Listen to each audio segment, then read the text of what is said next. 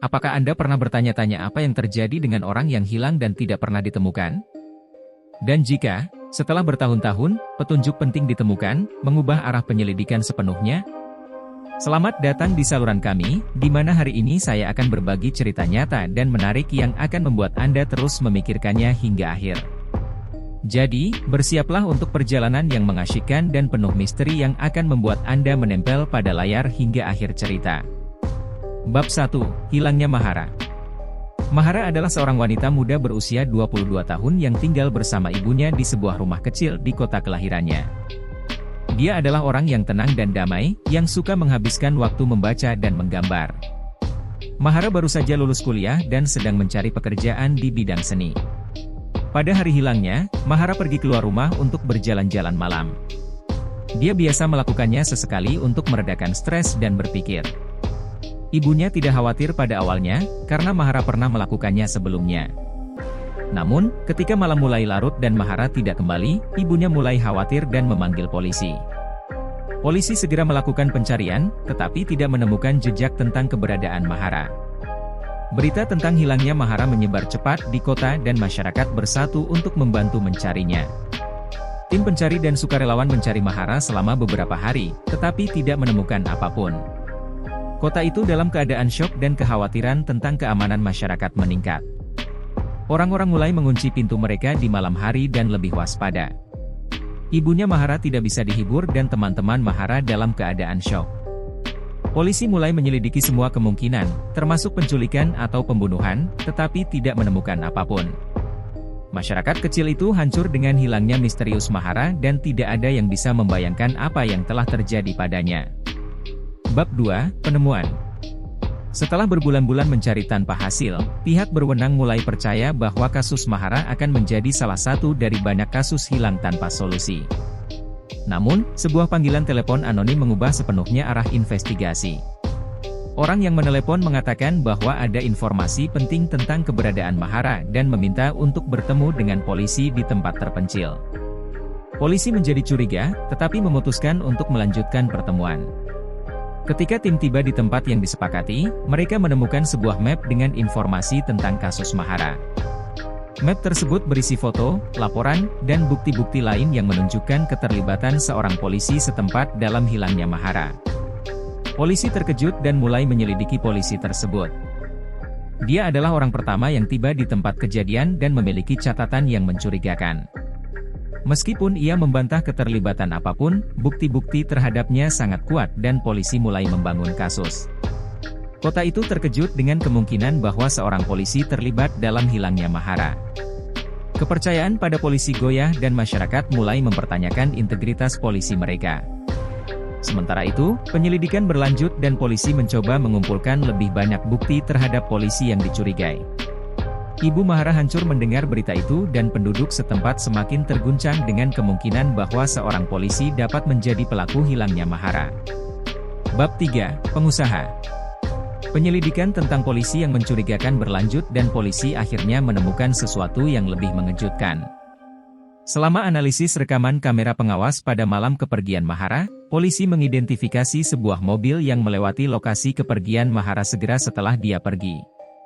Setelah memeriksa nomor plat kendaraan, mereka menemukan bahwa mobil tersebut milik seorang pengusaha lokal yang telah menjadi salah satu pendonor utama kampanye politik wali kota. Polisi mulai menyelidiki pengusaha tersebut dan menemukan bahwa dia memiliki minat romantis pada Mahara, tetapi Mahara menolaknya. Namun, penyelidikan menemukan bahwa pengusaha itu tidak berada di kota pada malam Mahara menghilang. Dia telah bepergian untuk bisnis ke kota lain dan memiliki alibi yang kuat untuk hari itu. Ini membuat polisi kembali menyelidiki polisi yang mencurigakan. Setelah proses penyelidikan yang panjang dan hati-hati, polisi akhirnya menemukan beberapa bukti yang menunjukkan kesalahan polisi. Mereka pergi ke rumahnya dan membawanya ke departemen polisi untuk diinterogasi. Namun, polisi tersebut menolak untuk bekerja sama dan dengan tegas membantah keterlibatannya dalam kepergian Mahara. Polisi memutuskan untuk menahan polisi tersebut sambil terus melakukan penyelidikan dan mencari lebih banyak bukti untuk memperkuat kasus terhadapnya. Bab 4. Kesimpulan. Interogasi polisi itu intens dan berlangsung berjam-jam, tetapi akhirnya dia mengakui. Dia mengakui bahwa selama perdebatannya dengan Mahara, segala sesuatunya menjadi tidak terkendali dan dia akhirnya mendorongnya terlalu kuat, sehingga ia menabrak kepalanya ke sebuah batu dan langsung meninggal. Setelah melakukan kejahatan, dia panik dan tidak tahu harus berbuat apa. Dia memutuskan untuk menyembunyikan jenazah di danau, berpikir hal itu akan memperlambat investigasi dan memberinya waktu lebih banyak untuk memikirkan kisah yang meyakinkan.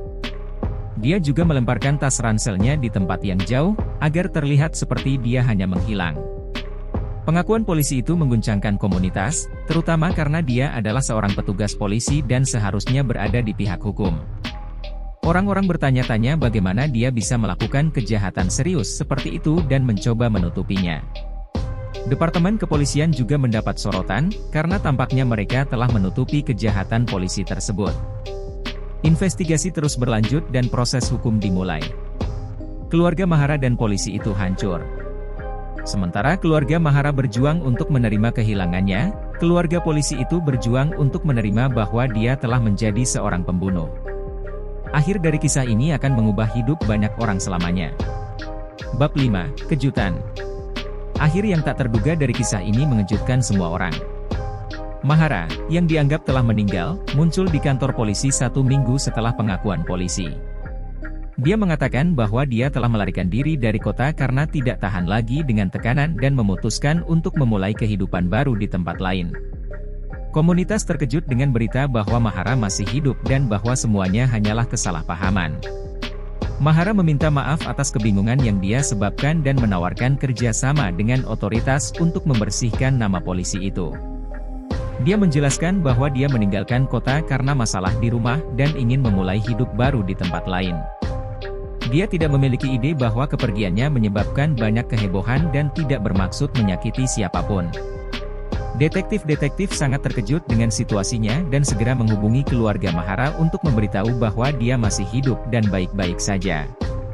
Berita ini menyebar dengan cepat di masyarakat dan orang-orang merasa lega mengetahui bahwa Mahara aman.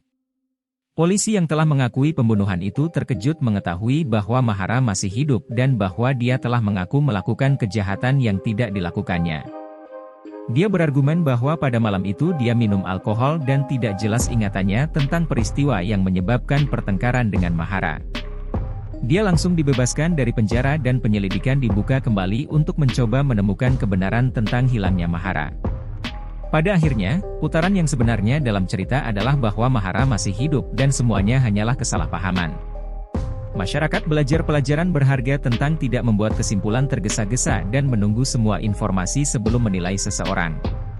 Kisah Mahara dan polisi yang mengaku telah melakukan pembunuhan terus diselidiki untuk menemukan apa yang sebenarnya terjadi pada malam itu. Refleksi. Moral dari kisah ini adalah bahwa hal-hal tidak selalu seperti yang terlihat. Seringkali, kita cepat dalam menilai dan membuat kesimpulan tergesa-gesa berdasarkan bukti yang terbatas atau tidak lengkap. Penting untuk tetap terbuka dan tidak membiarkan prasangka atau asumsi kita mengaburkan penilaian kita. Selain itu, penting diingat bahwa kita semua rentan terhadap kesalahan, dan mudah untuk membuat keputusan yang salah dalam saat-saat emosi atau stres. Penting untuk berhati-hati dalam membuat keputusan dan mempertimbangkan konsekuensi dari tindakan kita.